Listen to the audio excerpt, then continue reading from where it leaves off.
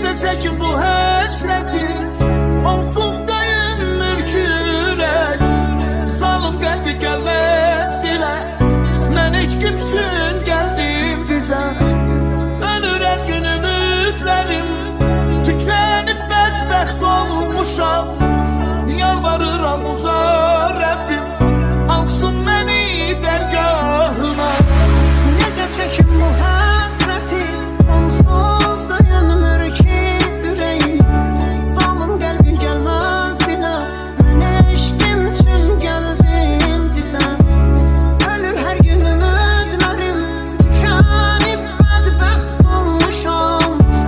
Yalvarıram uca Rəbbim, alsın məni dərgahına.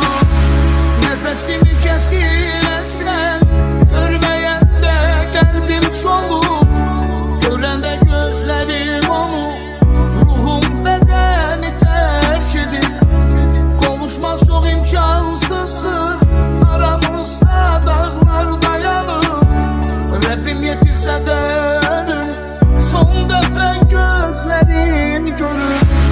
Nəfəsimi kəsir həsrət, görməyəndə qəlbim solur. Görəndə gözlərim onu, ruhum bədəni tərk edir. Qovuşmaq çox imkansızdır, aramızda dağlar dayanır.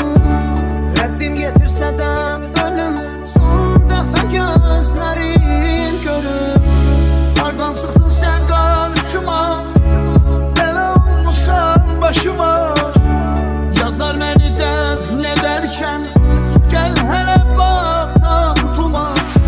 Qurban olum, vermə zülüm, gəl bir kərə üzün görüm. Şikəst olub həyat sənsiz, tükənmişəm geri dön gəl. Hardan çıxdın sən qarşıma, bəla olmusan başıma. Tükənmişəm geri dön gəl, ümidlərim paramparça. Sənə xəyanətim varsa, Rəbbim nəfsimi durdursun. Gəlsin Əzrailim deyin, köçüm bu dünyadan gedin. Sənə xəyanətim varsa, Rəbbim nəfsimi durdursun.